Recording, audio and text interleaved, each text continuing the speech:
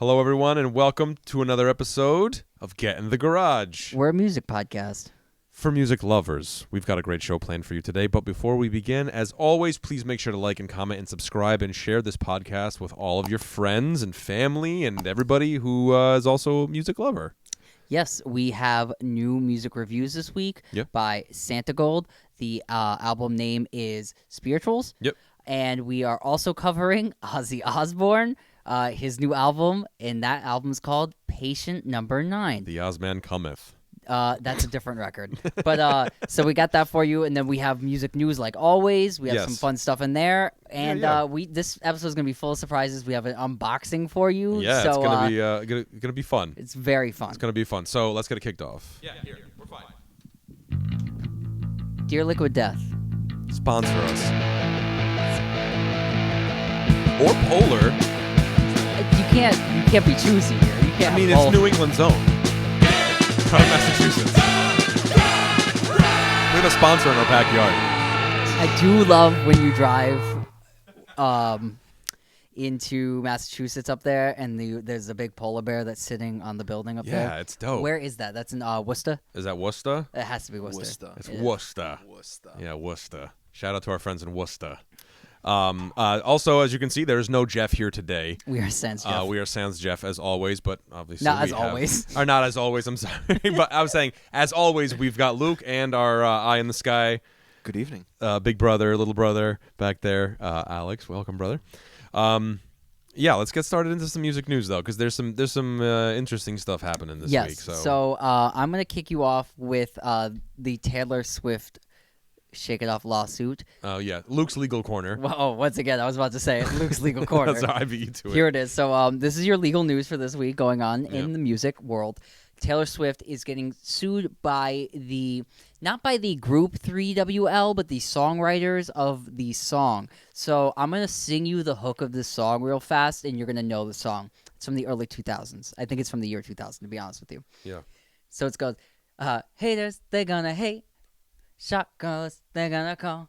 It don't got nothing to do with me and you. So that's that song. Yeah. It's by 3WL. What is the name of that song, Alex? Can you please look that up for me? So that song, the songwriters of that song are alleging that Taylor Swift's Shake It Off, which the chorus is, the hater's gonna hate, and the player's gonna play. Yeah. Yeah. So, and then she goes, I'm just going to shake it off. The name of the original song from 2000? Player's Gonna Play. Player's Gonna Play. Ah. Thank you. Interesting. So, we have these two songs here. Taylor Swift's chorus, to me, sounds nothing like the 3WL chorus. It just similarly uses player and hater, and there's so many versions of those words, and even together, you could be a player hater. So I think this lawsuit is really baseless. I don't know why anybody took it into court. Taylor Swift does have to go to court or some kind of legal team on her behalf. Yeah. I don't really know how courts work, even though I do run this legal segment. But so we're there with it. Taylor Swift is going to have to do something with that. I think it's a stupid lawsuit. Yeah. I'm sure everybody else here does. I when I read the name of that song, and I couldn't even remember it when I went to read it back to you guys here, I knew that song but was completely unfamiliar with it. It just sunk back into my mind. And I listened to it, I remembered it, but I definitely remembered it, but it's not anything I would say is on thick line or blurred lines territory. Right.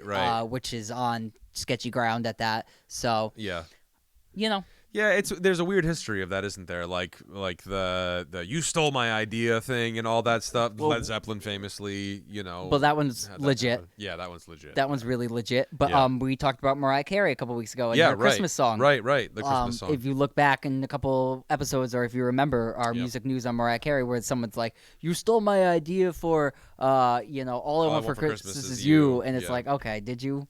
So. Wow.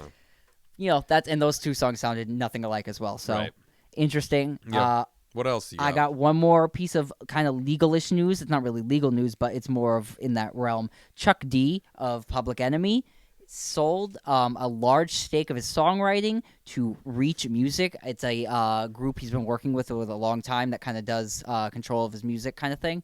But he sold a large share of his publishing to them. This is a trend that we've definitely been covering on the show, whether it was Bob Dylan or I believe, did Paul Simon sell a large chunk of his songwriting that we talked about? Yeah. Yes. I think you did, Stevie Nicks, Yep. Bruce Springsteen. Yep. And now we have Chuck D of Public Enemy fame.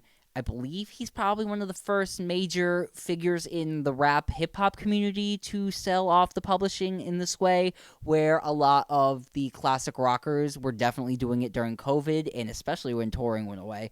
I'm very interested to see if that trend keeps up with the legacy artists selling their stuff, but they are all very are getting up there in age. Yeah. Chuck D probably not so much. He's not like Bob Dylan's age, so Yeah. but still very interesting. Yeah. I got a little bit more light stuff for you. Okay. Bikini Kill, a band I love. Yes. A band that we've covered on the podcast before as well. Yes. Yeah. Great album right here, the singles. If you don't have it or if you've never listened to it, please check it out. Yeah. But they had to, speaking of COVID and things like that, had to cancel their tour because of COVID. They are coming back in March and April of next year. That's 2023. Yeah. And they're going to do some rescheduled dates. Tickets go on sale, I believe, this Friday. So they will be on sale when this is out. So that's going to be really fun. Bikini Kill, a really great legacy band. I love to talk about, Riot Girl bands on the show. And we're going to talk about another pioneering female band. Not that I only want to talk about Bikini Kill in pioneering ways, but a little bit later on here. Yeah. So actually, we could do it right now. Well, I just wanted to say one thing in Please. memoriam because we wanted to throw this out. So rest in peace to the jazz pianist Ramsey Lewis. He just recently passed away at the age of 87. We have the In Crowd. Yeah, that's it. That's I the would say smash his hit. defining record. Yeah. One of the best. Yeah. So. And Jeffrey wanted to shout out his covers album of Beatles' White Album tunes called Mother Nature's Son. Yeah. I haven't heard that one, but I'm definitely gonna check it out now. Jeff asked us to shout it out in the pod today, so we're definitely gonna check that out afterwards. But I'm a huge fan of the In Crowd. Actually, I bought this record 3 times with no record inside before I paid $1.50 for a lot of 5 Ramsey Lewis records on eBay, and then and that was in there. That was in there. So There you go. that's how I finally got a copy of it. Yeah. After buying it like 2 times with just the cover. So yes, rest in peace to Ramsey Lewis. Now, let's talk about that pioneering female band that I mentioned before. Yep. That is going to be Fanny. Mm-hmm. Fanny were this group.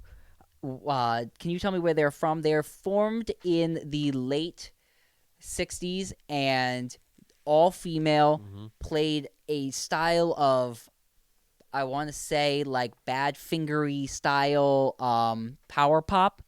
That was the word I was thinking of.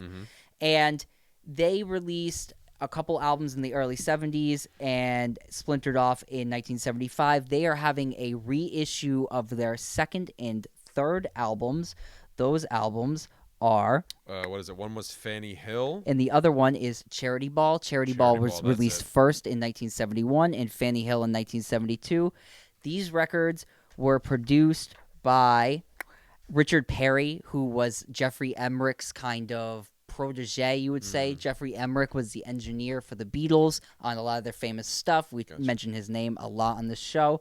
The band was made up of Gene Millington and June Millington on guitar and bass, and they were from the Philippines. Alex, thank you. I remembered it halfway through. Yep. They were from the Philippines, and they really were the core of this band. They moved to California and really became entrenched in music. They started on ukulele and worked their way up to guitar like a lot of people in the 60s did. This band was really, really kind of pivotal in forming pre-Heart style bands. David Bowie famously championed this band quite a bit. their records were pretty cool. Michael, did we check them out? I was I gave them a listen. I was kind of familiar with them. I have their fourth album produced by Todd Rundgren. Yeah. Which isn't as up to par as I'd say as the first three records are that are produced by Richard Perry. Yeah, I really enjoyed the records. I couldn't quite put my finger on them. I guess maybe if that's a thing that I guess.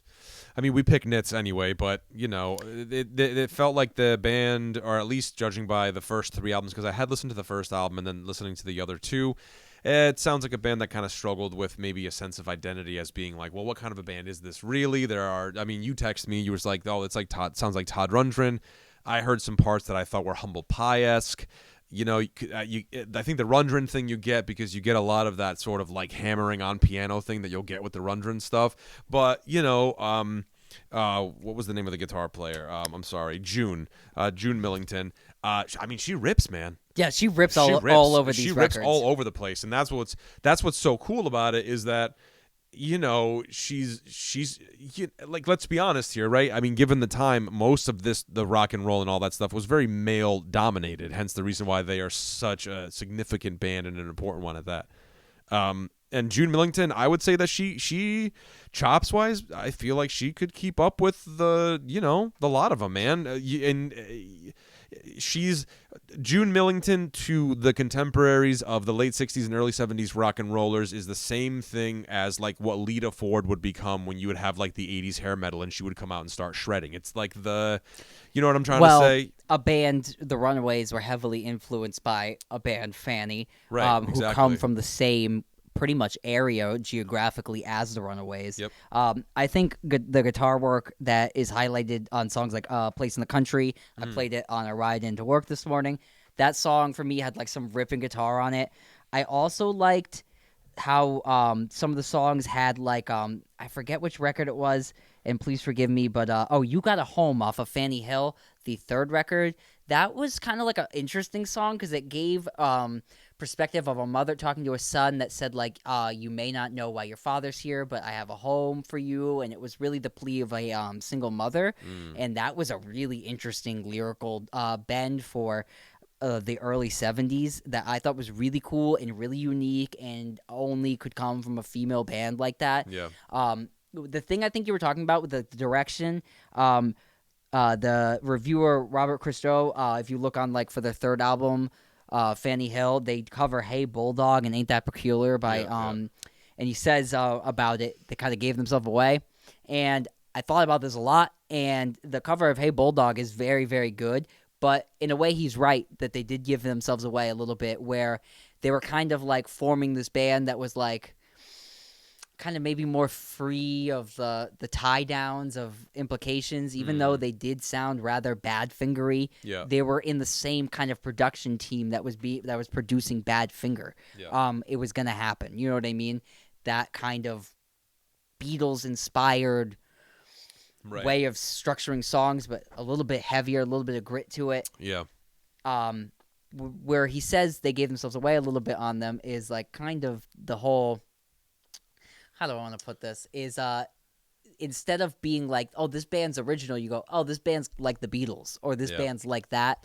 And that is where it kind of falters a little bit, where their original messages about like, like I just mentioned about like the single mother aspect, very interesting, very dynamic, very their own for the time. Yeah. And some of the music might sound a little bit dated in our, now, but there's definitely cuts on there for like proto like metal-y guys for sure, blues guys. Overall, like they're really fun, cool records, and like I would say record collectors records. So please check out those reissues of Charity Ball and Fanny Hill. Cool records, great. A little bit of like Beatlesy, Kevin Bacon degree there. So very cool. Alex, you had a piece of music news that I was kind of interested in. If you would please like bring that up and bring it to our attention. If you need a minute to get it up, we could talk about something else here. Yes, please. Yeah. Okay. Yeah. So I got one more little thing here. Do I have one more little thing? Oh yeah, Lizzo won a goddamn Emmy for her show.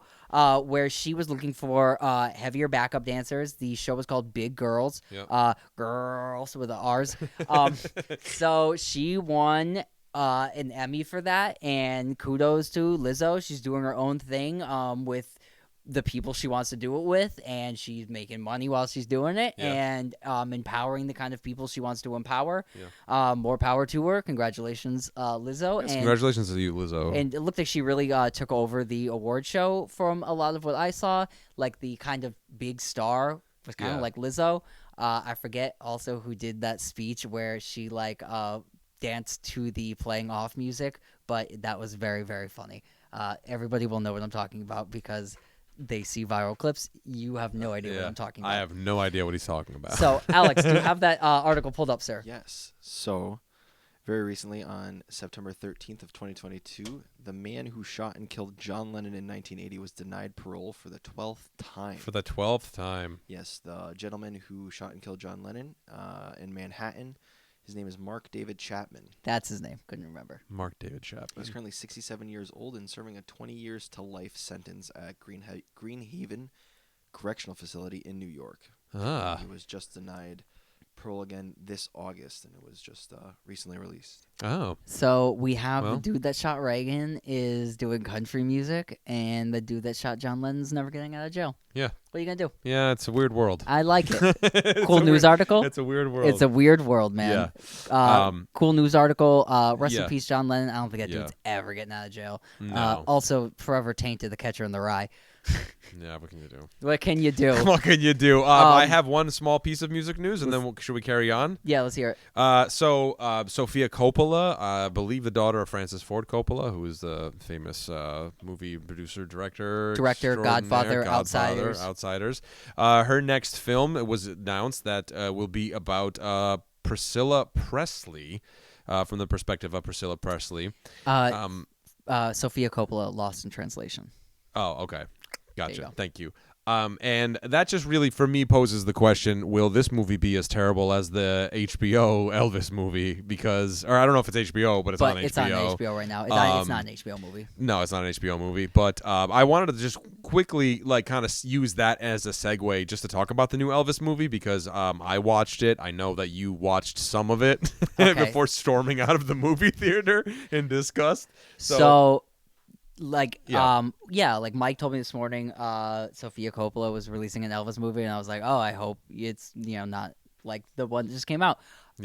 Me and Michael are in the negative on this movie, where a lot of people it's got critical acclaim. It's got the critical. I don't understand where all this critical acclaim is coming from for this movie. And I'm gonna get into why I don't think this is a good movie. And it really doesn't have anything to do with the acting. It has everything to do with how they choose to. Well, it's a little bit about the acting. It's a little bit about the acting. Tom Hanks. Well, we're not going to get into that. Let's talk about Elvis and who Elvis was. Yes. Elvis was the first mega superstar. The first TV superstar. He was the biggest star in the world at that time. Nobody had ever been as big as Elvis, right? So he's the first pop superstar like that. Yeah. And I feel like with what we have just seen with Britney Spears happen, and the legacy that surrounds that whole issue, the way we're looking at how Elvis was treated isn't very realistic. It's not fair to Elvis. And I still think after all of these years, we still don't really get to see who Elvis was as an artist, as a human being, and as a person. For much of the 1960s, Elvis was like very intoxicated on pills and was very, bloated. Mm-hmm. The 60s montages in this movie they almost show him like not taking drugs at all.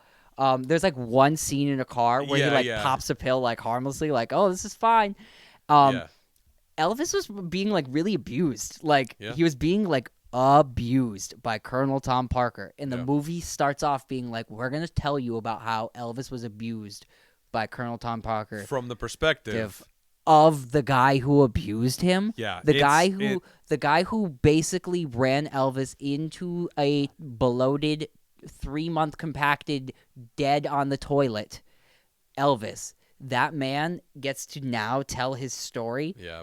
Unfair. I think that's just like having Britney Spears' father tell the Britney Spears story. How is it any different? Yeah. How? Yeah. No, In what way? I agree. And for me, Elvis never left the United States of America because his manager would not let him. Yeah. And think about he was that. taken advantage of. I mean, so some of the things that I enjoyed about this movie, before I'll tell you what I didn't enjoy about the movie, like the Vegas era Elvis stuff, it was okay. It wasn't that bad. It had some fun sort of Well, like you music. could tell me about it. I walked out of the movie theater Luke walked before out this of the happened. movie before this happened. So I stuck around in my room to watch the rest of it. But yeah, it just wasn't, I don't know, man. The 70s era stuff was okay, and I think that they were true to the idea that he was getting pumped full of, like, I think amphetamines to just be able to go up on stage and just perform when he had the residency in Las Vegas. But the other aspect of it that I was not really a fan of was it just felt like kind of a put on. I feel like he really for me, the acting parts that I wasn't really a fan of was like they kind of like overdid it with like the mom. Oh, I told you, mom and daddy, I'll always take care of you. Like it was kind of like it was and also let's have a moment here to be very realistic. Yes. Elvis and the BB King scene is so ridiculous, weird. It felt forced. It felt like a put on. Yeah. Like, why BB King? First of all, why? Listen. This is tip of the iceberg, though. All dead. Everybody in that scene, all dead. Nobody Yeah. can speak for it. Yeah. Right. So yeah, who's to say? That's what I'm saying. That's a problem with a lot of these biopics, though, man. It rewrites history, and it's like it's inaccurate. And you're Little Richard's in that scene, right? In that scene with Big Mama Thornton. Big Mama Thornton's supposedly in the room. And then BB King's there. Yeah. Right. So they may have all been in the room at one time. Granted. But, like, to act like they're, like, the best of friends and, like, confidants, one. Yeah. Bullshit. Two, Little Richard is on the Arsenio Hall show years later going, I'm the king of rock. I am. Right. Little Richard, who is speeding up his songs to purposely not have white people cover them. Yeah. That whole scene was weird. It felt like forced and a put on. Yeah. I didn't need it. We can talk about how Elvis kind of like stole, African American, black people, whatever you want to say, his music. And took off with it. Yeah, like that definitely happened. It's part of history, but like let's tell the history. Right. And be accurate. And be accurate and show Elvis being like abused, like cuz he was and spiraling. And just completely out of control. Yeah. Also if we're going to be picking nits here, this movie completely it does not ever once mention the fact that Priscilla Presley is how old, Michael? I think she's 14. Disgusting, absolutely disgusting. And this movie acts like it's like a romance, like right when they get married. Oh yeah, it's not even mentioned. Not like even nothing is even brought up about the fact that how old is Elvis at the time? That's it. That's why this movie grossed me out. I'm like, you're not going to talk about that. You're not going to talk about that. Just be honest. You know what I mean? Yeah. I could take it. I'm an adult. I know who Elvis was. Yeah, right. And if I had to hear Hound Dog one more time in that movie, they played the crap out of Hound Dog. Kill somebody. You're like, Jesus Christ again. We're not even. Yeah, play it over. It's 1970s in here. Why are we playing Hound Dog? Play it over a trap beat. Yeah. It's gonna age great. Oh, that was the other weird thing. They mishmashed Elvis music over modern music, and it didn't go well. Anyway, I really didn't like this movie. I'm sorry if I've offended anybody. Like I just really Yeah. I just really want a fair shake on Yeah. Elvis. If you disagree with what I said, please tell me and we'll talk about Let us know in the comments. Real quick, to segue before, because we're almost out of time for segment number 1, we got a package in the mail from our dear friend George Brudeman of the Feel Feelings podcast, which is also on our parent podcast network company, if you will, Wasted Robot Records. I think they are on Instagram. They're Wasted Robot Records, but it's Wasted Robot Network for us. Luca, would you like to hear as I awkwardly pass this over to you? Yes, we were sent a gift and we are going to open it for you. We don't And, have a box cutter, let's so see we're what we using a have bread here. knife. So what we have here is so Luke, maybe a couple of weeks ago, you hit up George because George, our buddy, works for the Hofner Guitars brand. I'm not sure is he in Philly? He's in New Jersey. He's I in New believe. Jersey. Okay, so he works for Hofner Guitars, and Luke was like, "Hey man, let's try to get like a sponsorship or something." And as it turns out, we ended up getting one of these, which is a Hofner Shorty. I was told that it's in purple, but the website anyway doesn't have purple as an option, so maybe this is a special edition for us. It's a cool little travel guitar.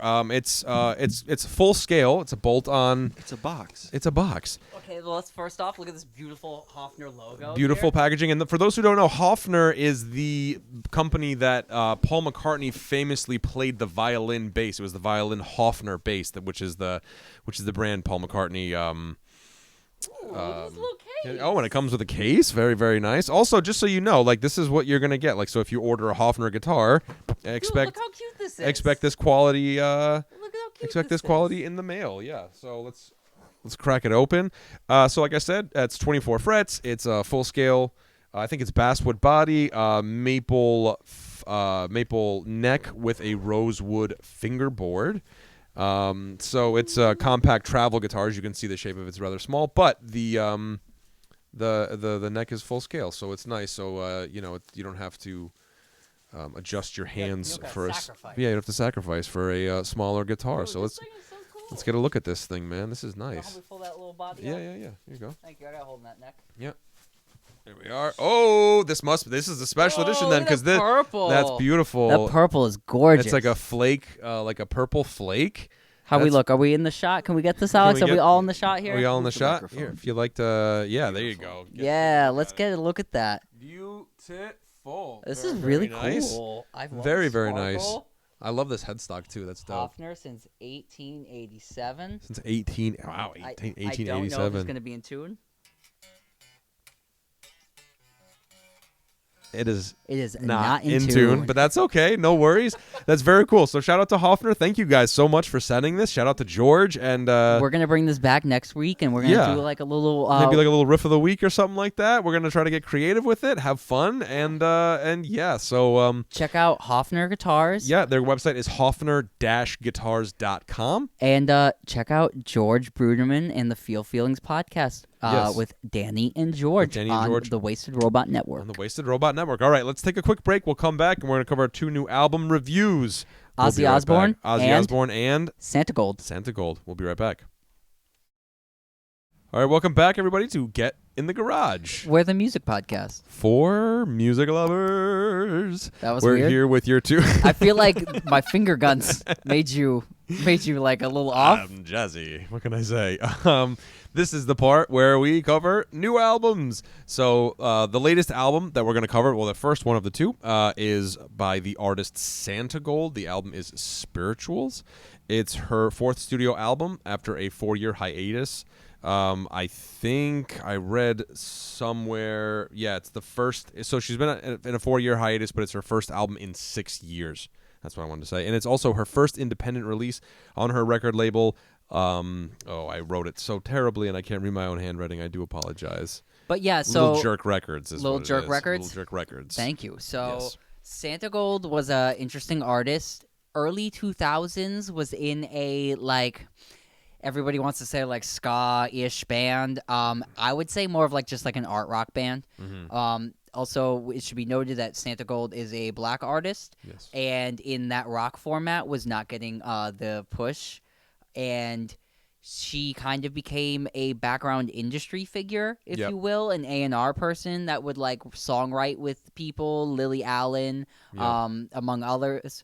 Jay-Z, Kanye West, yeah, Beastie Boys, Jay-Z, Kanye David West, Byrne. Beastie Boys. Yeah, so Yep. she's kind of been in a background songwriter, beat maker kind of person. And she came into her own with these albums that are extremely eclectic, have a lot of musical influence, and the kind of rock band where she was kind of pigeoned in the early 2000s has blossomed into a project of complete freedom for her. Also should be noted that Santigold was Santigold before a lawsuit where her name was changed to Santigold. So that was also very fascinating to me to learn. So we kind of filled you in on this artist a little bit because this was a new artist for me and Michael. Yeah. Having said that, I really enjoyed this album. The eclecticness was refreshing. It was toned differently. It was pop adjacent for what is going on right now. And what did you think, Mike? Yeah, I thought. I mean, you had an interesting perspective on it too. When we were talking about it, I think this morning, or maybe it was yesterday morning. Either way, point is, where you're just kind of like, it's interesting because this album kind of does sound a little bit like the culmination of like some of the albums that we've liked the most this year so far. This year, you know what I'm saying? That's not to pigeonhole it into say like because it's not. I don't know if I would necessarily call it a dance album. It's very, very vibey, but it's also very sure of itself. I felt like she's very comfortable in her own skin. She knows who she is. She's expressing herself really, really well and very, very clearly. She had described this album as being heavily inspired by like the African American spirituals, hence the name Spiritual for the album. Maybe not necessarily spiritual in the traditional sense as like, she's not singing Amazing Grace on here or anything, but it's more so her own version of like her own spiritual songs that she wrote for herself. Very, I mean? And that was a very interesting take on that. And this record also, I'm gonna be straight. I listened to this record 3 times, like 3 times before I called Mike and was like, "Oh, I understand what this record's about now." Yeah. This record is heavily influenced by what happened in the summer of 2020 with the Black Lives Matter protest and the killing of George Floyd. Yes. And everything that ensued after that. And lyrically, a lot of those concepts were kind of going over my head at first, but as I wanted to get more into this and understand where she was coming from, it all blurred right out to me in full force.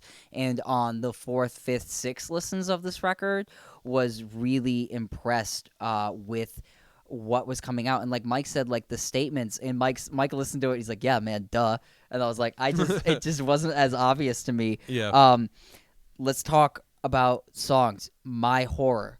A Day in Her Horror. I thought that the way she structured that was interesting because she's going like, "My horror," and it's like dancey, but at the same time, she's like, "Let me walk you through a day in my life that can be horror-filled." Yeah. And she's taking it, flipping it and making it sound happy, which is the like turning like lemons into lemonade thing. I really, really liked that. I really thought the positive like happy song on a bad was interesting. Second song on this record, Nothing, on surface to me sounded like a boy-girl relationship where she's like, "Why do you think I'm nothing?"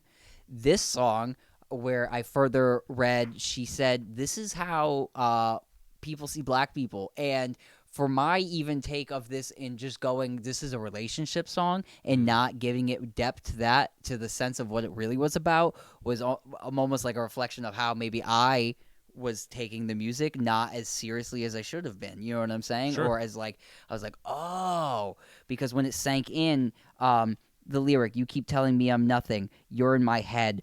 This is society. What they're telling, people of color. You tell me, tell me what you mean. Not seen, not heard." These lyrics in that song were very clear to me afterwards, and a great way to say it because it's artistic. It's nuanced, but it also says what it needs to say. And then if I'm just straight going down, like my favorite song on this record, without a doubt, and me and Mike, I think, agree on this, is High Priestess. Maybe we don't. I think Mike likes another track on here a little more. But yeah, I loved High Priestess, though. That was marked down as one of my favorites on the record, yeah. So stylized in its brilliance. High Priestess is kind of like a little bit of You Won't Break My Soul, Beyonce, kind of a little bit of her, by Megan Thee Stallion. Yep. But this is, I would say, the artiest take on that style of song. I love the lyrics in the song. She has one that I told you, roast you dry, bake you fry, till you're golden, come on. That's the last chunk to the first verse. The song is, the verse that goes like this. Da, da, da, da, da, da, da, da, da, da. It's like really in a drill style. It's so catchy. Yeah. I love the verse is amazing. And then it builds to this like high dance, like hi-hat, like 16th notes on the hi-hat. A pretty, you don't really want my thunder. I believe that's the lyric. It's a take on who she is. She's the high priestess. You will bow down. It's fucking dope. This is one of the best songs I've heard all year. Yeah. And it's definitely one of the best, like, high priestess. And I took it as, this is the way you should see me. This is how I am. Yeah. Great song. The vibe of this record is high priestess. Yeah, that's the vibe of the record. What do you got, Alex? The most streamed song on the album. Yeah, I would. High Priestess is, I think that's the single too. I think it was the first single released. I think back in June. If I'm not I think it was mistaken. released early. So I'm late to the song because I'm on the album release. But hi, please take over because the next song on this record is one that you said you loved. Yeah, so there's quite a few, but I do love the song No Paradise. It has that sort of like. I was talking to Luke about it. It has that, I don't know exactly what the rhythm is, but if you listen to reggaeton, you might know the boom, ka-boom, ka-boom, ka-boom, ka-boom. But it's also very African. Right. So that's like the distinct difference is that it is very, very like African drum in the way of rooted. like Zimbabwe rock kind of. Yeah, right. There's like a lot of that. Like Fela Kuti is the one that you would point out being the biggest star in that. But there's a lot of stuff that's like more. Yeah. But has that like doom. And I'm a sucker for world music. I love world music. So I really connected with that song. I thought Ushers of the New World was such a great song too. I love the lyrics of this song. I pulled a couple up just because. It's is it survival of the fit or the smart or the rich? This is still the overture, sirens singing till they're hoarse. We will all grow wings and fly. We will change or we will die, hiding from all things unknown from each other in our homes. So it's interesting because when you know the backstory of this album, I believe she said she was in Canada for about 6 months.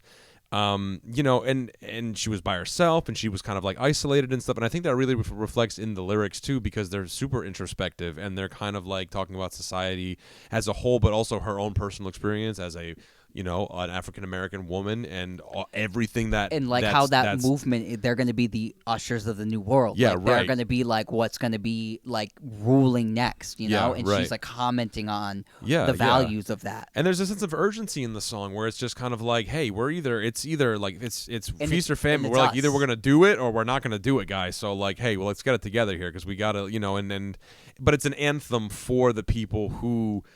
feel a sense of maybe responsibility for being the ushers of the new world in a sense, So like I really like that song. Witness was another great song. That was the one with like auto tune that kind of sound like that Post Malone track. What was that? It kind of sounds like that we covered the Post Malone album. I think the song's called is it Cooped Up? Cooped Up. 'Cause I've been cooped up. Yeah.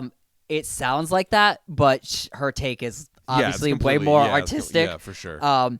And done to like a better effect. But A-B the Post Malone cooped up, and you hear the melody and then her melody and how they kind of are modern songs in the same year, kind of doing a little bit different styles. And I thought that was very interesting. Also, as a side note, I'm kind of enjoying the fact that like people are using auto-tune sort of as its own instrument too. Like I do like that, and it's interesting to hear like different people using auto-tune more, like in a different way. Yeah, instead of just like covering mistakes, it's being used to like not in like the T-Pain way. It's not all the way out, but like it's in sometimes, out sometimes. Right. Where it's like it's an artistic choice to just kind of be like, oh, I'm gonna put a phaser on this guitar on this one song. It's like auto-tunes like that for a vocalist, which I enjoy.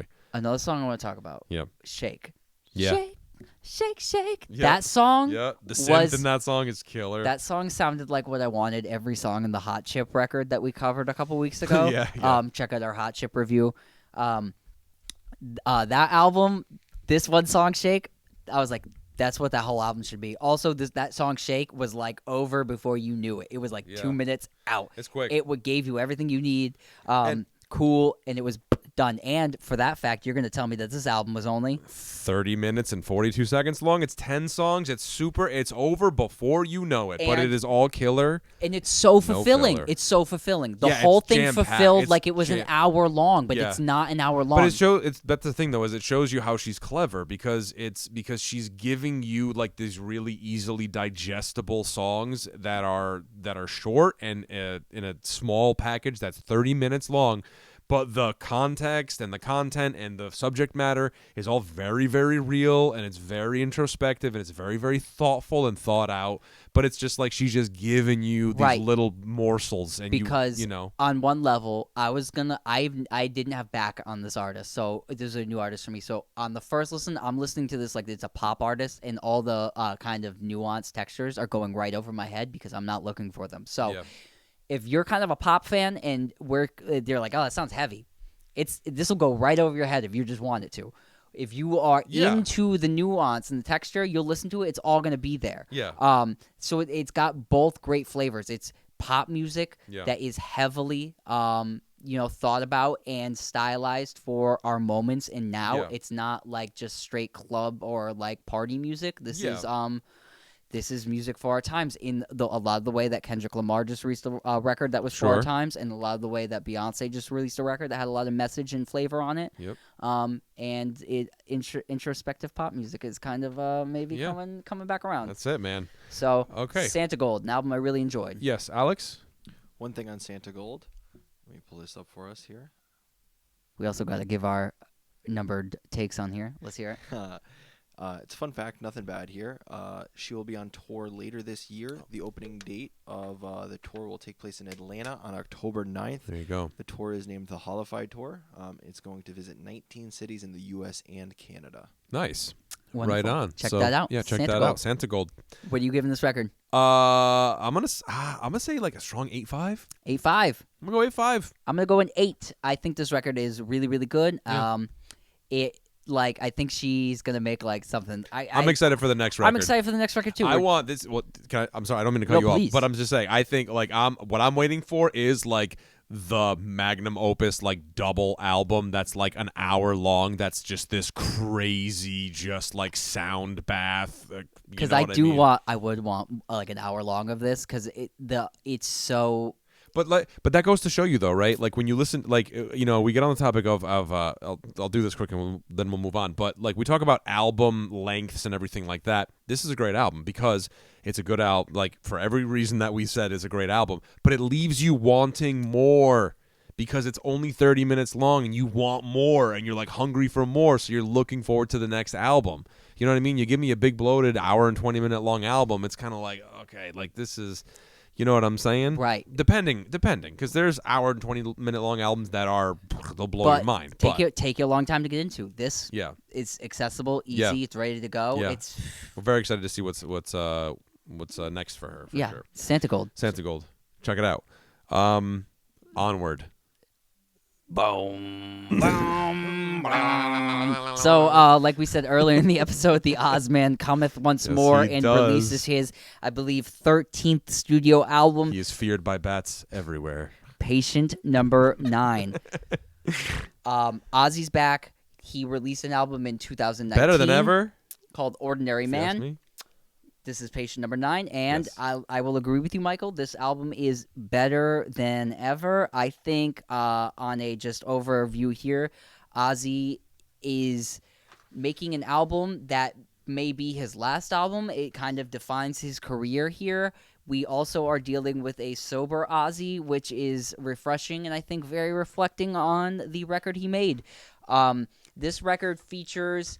Instead of the last record, which kind of featured kind of younger pop artists, a la Post Malone, like we were just talking about before, Ozzy has chosen to feature guitar players on this record, where you have a lot of classic artists that will kind of make a new album with all features on it.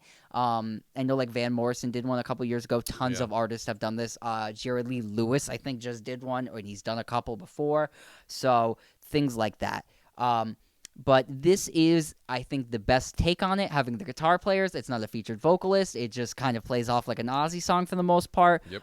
The people on this album also make up what I think is the greatest strength of this record. Ozzy makes a metal pop album that sounds metally but very poppy at the same time. Yeah. We have on the opener Jeff Beck, Chad Smith from the Red Hot Chili Peppers on drums, Rob Trujillo. Can you pronounce his name better for me? It's Robert Trujillo, yeah. You did it way better. I heard it. The bass player for Metallica and Ozzy's earlier bass player before Metallica swiped him up. He also helped write and play on that song. The second song, Immortal, has Mike McCready from Pearl Jam, again, like a pop rock band, more or less, grungy. You also have Chad Smith and the Chili Peppers on that song, Duff McKagan from Guns N' Roses. Also on this record features Zakk Wylde, which is Ozzy's, he's the hired, the go-to he is guy. the hired gun. Before we move on any further in this album review, I will let's... embarrass myself fully. I went to Ozfest when I was in the 6th grade and met Mr. Zakk Wylde. I will show you what I look like in his picture. We have talked about it before on the podcast, but here it is on the video. Yeah, here you are. Bam. Check that out. Very nice. Yes. So moving on. Zakk Wylde is on here. Who else is on here? Oh, and classic Eric Clapton, Tony Iommi, Jane's Addiction, Tattoo. Oh, Dave Navarro. Dave Navarro's on here. I think that's actually all the features on here. Oh, and let's give a giant rest in peace to Taylor Hawkins, who plays on this record. He does some great drummings, I believe, on the Tony Iommi track. The one that's like 7 minutes long on here. He's on Parasite. He is on Mr. Darkness. Okay, thank you. He is on God Only Knows. Thank you. So, not the song I thought, but some great drumming on there. I love Parasite. So, let's get into this album. Yeah, I think this is a phenomenal album. I love it. I also, just to put it out there, there's a really great interview with Ozzy and Sharon on like the Apple Music YouTube channel or something. I can't remember the guy's name. We should link it in this episode. Yeah, we should link it in this episode. It's a phenomenal album. I think Sharon put it pretty well, and it was also with the help of Andrew Watt, who was like the producer and engineer and also a songwriter, listed as a songwriter on here, that this record, it's cool because you don't have to be a metal fan in order to enjoy this record, but if you are a metal fan, you will definitely enjoy this record. Also worth shouting out Alexandra Temposi, who is an American like songwriter. She's worked with the likes of, I think, like Miley Cyrus and Beyonce, and I mean, if you go down her Wikipedia rabbit hole, the list is extensive. She's on a couple of these songs as a writer as well. She's on I think she's credited on every single song as a writer, except for Dark Side Blues, which is the final track on the album. So basically, the core of the songwriting was done by Ozzy. Yeah. Her. Can I get her name again? Ali Temposi. Thank you. Andrew Watt. And Andrew Watt. And Andrew Watt has also produced albums for Miley Cyrus and Justin Bieber. So what you have here is a pop producer producing an Ozzy album, and I think the results are really fantastic. Let's talk the single. Yeah, I mean, Patient Number 9. Yeah, Patient Number 9. Featuring Jeff Beck. That's been all over the radio lately too, which has been really fun. We hear it every day at work. Every time it plays, and we've been knowing we're going to do this album. I'm like, oh, it's playing right now. I was like, Patient Number 9 is playing right now. Yeah. They should shout out that Jeff Beck plays on it. I've never heard them say it once. Yeah. So this song has a almost like build up, like dum dum, like emo-y chorus. Yeah. It halves up the chorus. It's a pop chorus on like this metal song about a Ozzy going insane, mental patient motif. Jeff Beck's guitar playing on here, super cool, phenomenal. You have 2 members of the Yardbirds playing with Ozzy Osbourne on this album. I just want to point that out, by the way. with Eric Clapton and Jeff Oh, Beck. yeah, So yeah. that's another cool thing that Right. that almost no reviewer pointed out on this record either. Yeah. Also, no reviewer has pointed out that Chad Smith's on this record a ton, Taylor Hawkins on this record a ton. Mm-hmm. So I just want to shout out that this is the difference between our review and say Loudmouth or Blabbermouth or whatever, Yeah. all those metal websites. Blabbermouth. None of them said anything of that nature. Planet Number 9, cool. Guitar solo by Jeff Beck. It has like the It's great emotive. it It's has that great melodic. like do stuff he Yeah. does. And then Immortal, another cool song talking Mike about McCready rips on this song. yeah, and it talks about like Ozzy's legacy, and he Mm-hmm. says like, I'm immortal, and like where that balance is in like the right and wrongs that he's done. Another thing that me and Mike have talked about a lot on this record together is that it has a lot of like perspective Ozzy looking back on like his life and legacy and immortal. Like that song, he's like, I'm gonna die one day, but what I've done is immortal. So he's kind of like praising the work he's done in Right. a way that is cool on an album that has a lot of kind of like doomy and gloomy stuff, and Yep. Ozzy is obviously more of a doom and gloom kind of guy. Yeah. Mike, Parasite. Parasite, great song. We talked about it this morning. I think that's going to be the next single if he does a second single off of the record, and rightfully so. It's awesome. It's the first track on the record featuring Zakk Wylde, who is, once again, Ozzy's normal guitar he's player. the guy. I mean, it's like when you're talking about Ozzy's guitar players, excluding Tony Iommi, of course, you have Randy Rhoads, and then you have Zakk Wylde. Jake Healy, of course, we give him credit where credit is due. But... Bark at the Moon. Bark at the Moon. But yeah, I think Parasite's great. It is. I mean, he is writing pop choruses in the heavy metal medium, and it's just so effective and so good. It's like the stars align for this record. There's so many records. You see a lot of these bands like the Killswitch Engages, and from the metal core scene that came out of, say, New England, Boston at that, many moons ago when I was in high school. The sort of dad rockifying of that music, where it's kind of like it became sort of mainstream pop music. It kind of feels a little bit like a put on, and that's not a put down, but it's just my personal taste. What can you do? And but this doesn't it feel turns that into way. dad rock, where this is feel- Ozzy doing like pop metal, which is awesome. Right, and there is a distinct difference, and I feel like that comes through on this Well, record. the chorus of Parasite is the Mama tried. Yeah. Like, and that's like a new thing that's been going around with the kids, like Mama tried. Like, Yeah. you know what I mean? Yeah. Like, it's a thing that's been going around. It's like in the zeitgeisty, Right. and the way he uses it to be like, talk about his past family dealings and how like he had trauma where like his mom did try and his dad was rough, and it haunts him like a parasite in his brain. Like, why can't I get over these things? And it's been haunting me my whole life. And a sober Ozzy reflecting on these things, I said to Mike, is something I would have liked a long time ago. But you can hear Because it. you could can tell hear it. he's sober. Yeah, you can tell absolutely he's sober. tell, because the stuff when he's drinking, you could tell when he's like on drugs and alcohol, he really doesn't want to talk about why he's on drugs and alcohol. Yeah. But now that he's off drugs and alcohol, you're getting all these songs like you could tell what they're about. You know what I mean? Right. And Yeah, before it would be more clouded, more metaphored, and Yeah, now right. he's just like, yeah, my childhood was bad, and, Yeah. and it's in a song. It's very cool. Yeah.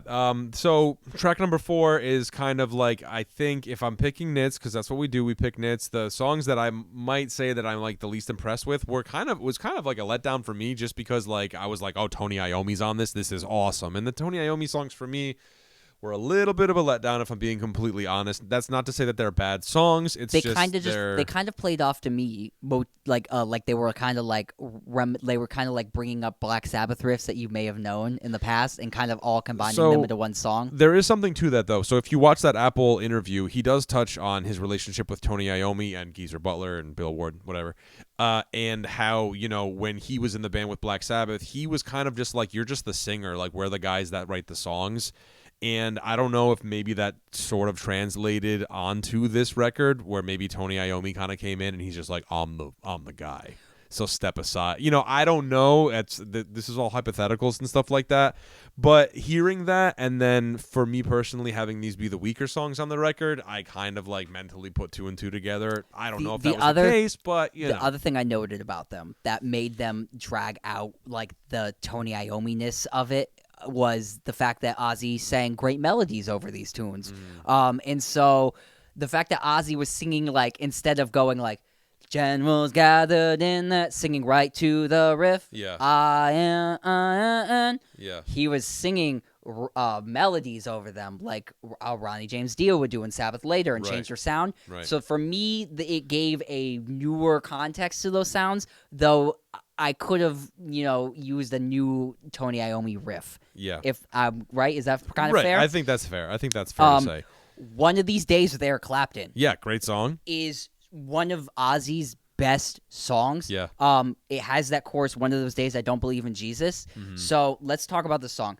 This song, I'm excited about it because it has Clapton on it, who's a kind of softer rock artist, or in the hard rock, but not, you know what I mean? He was heavy back in the day, he but did Wonderful Tonight. Yeah. Like that's Eric Clapton. Yeah. In a nutshell. So this song has that chorus of like, one of those days I don't believe in Jesus. It has that self-doubt of like religion. It has that like, I don't know who I am. I lost my faith kind of thing. And Ozzy's really singing it really genuinely. And like, he does have those days where he loses his faith, but he keeps moving on. And it has that message of, I'm going to keep moving. I'm going to keep soldiering on. Again, this is in a great, like, it's toned down in its metalness, but you still get that cool hard rock sound.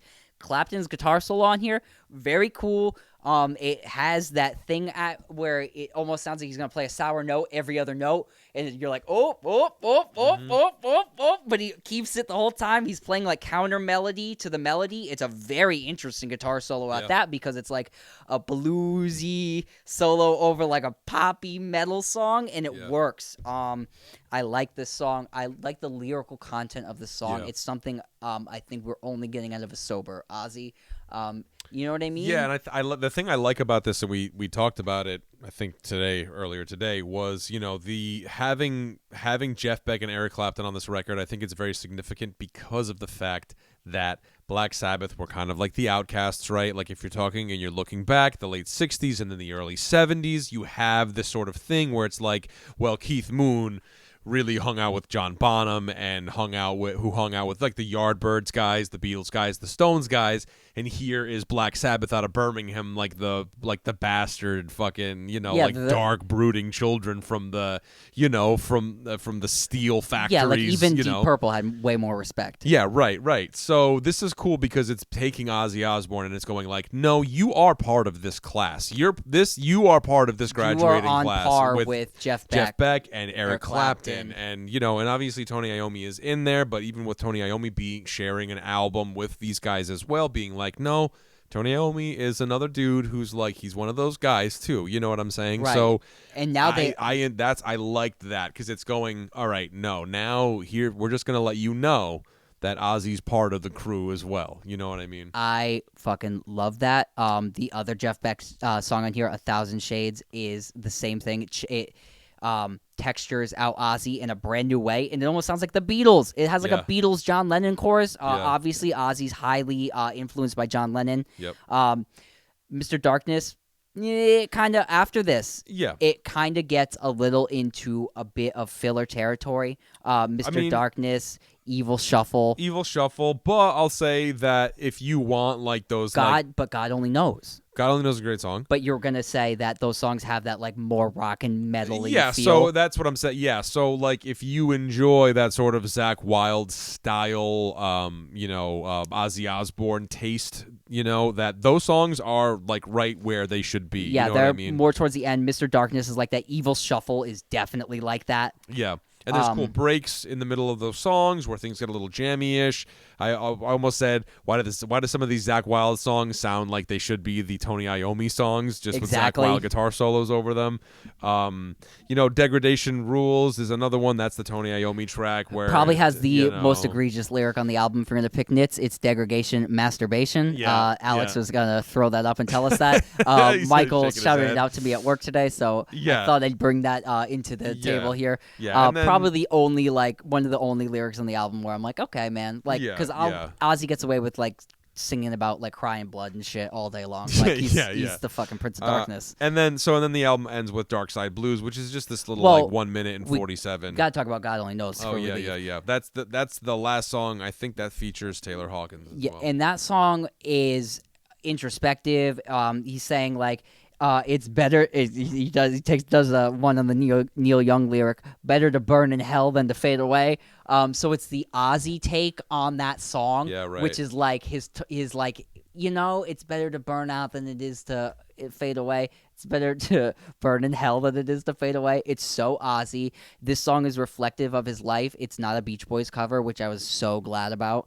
And I saw that and I got worried. I was like, no.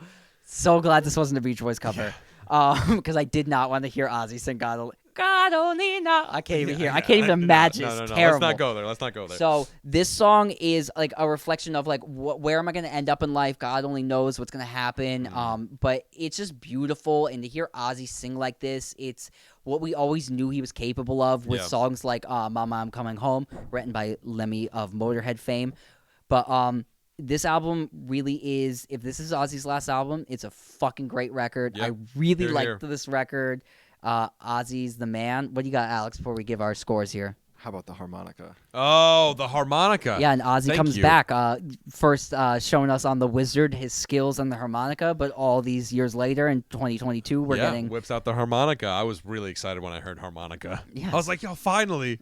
And then the last, just before we go, that last little song there. Yeah, Dark Side Blues. Is hopefully what I think Ozzy's next record should be, which is a back to blues. Ozzy sings about some real hard feelings and pain. Yeah.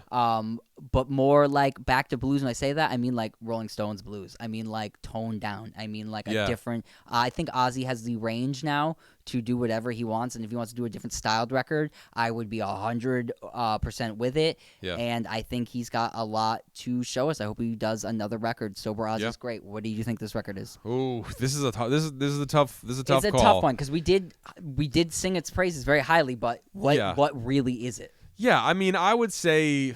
If I can skirt away from giving an exact number, between 8.5 and 9, I like this record, man. I like this album. There's a couple of stinkers on here, but like for what it is and how much I listen, and for who it is, like who's this record for? It's for like the shit kicker older generation dudes who love Ozzy Osbourne, man. And this is a great album, great Ozzy record, right? For an Ozzy record, it's an 8.5. They're not getting, those people that want to listen to this record aren't getting another shitty Ozzy record. This isn't Black Rain. This isn't Ordinary Man that came out in 2019. 2020. I listened to those records. They're not really good. This record is of par. It's of caliber. It's cool. And I think what it means for him and his career and all of that stuff too. Like I'm looking at this record as a whole, as a lump sum. I think he knocked this out of the park. Yeah, and if this is his send off, then like good stuff, Ozzy. Yeah, good stuff. And I love Ozzy. I love Ozzy Osbourne. I'm gonna send it off with an 8. What I gave the last record. Though, now the caveat here is: do I think that this record is artistically as important as the last record we reviewed? No, I don't. Yeah. But for who this record is and for who Ozzy is and the art that Ozzy's trying to make, I think it's an 8. The art she was trying to make, Santigold, I think that was an 8. These are different contexts and different vibes.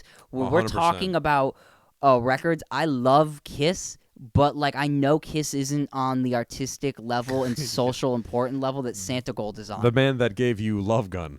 It's so we are doing a very interesting show here where we're trying to give you an honest review of the Ozzy album and tell you the nuances of it and if we thought it was good or bad, and then also give you a record that's, has a lot of heavy weight to it and is artistically the more important record, but for sure. We are all sorts of here, and I just wanted to kind of give that little caveat. Yeah. It's context, man. It's all context. I know. Yeah, context, context and nuance, man. So anyway, don't forget to like and comment and subscribe and share the podcast with all of your friends.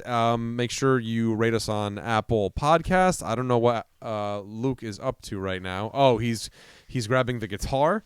once again, thank you to George Bruderman and our friends at Hoffner Guitars. Shout out We'll to be at running Hoffner Guitars on Instagram. Yes, at Hoffner Guitars on Instagram. George Bruderman on Instagram. You can find him on Instagram, and his podcast with Danny Getz, who you can also find on Instagram. Feel Feelings on the Wasted Robot Network. Until next week, guys, this has been Get in the Garage. We'll see you next time. Thanks for listening.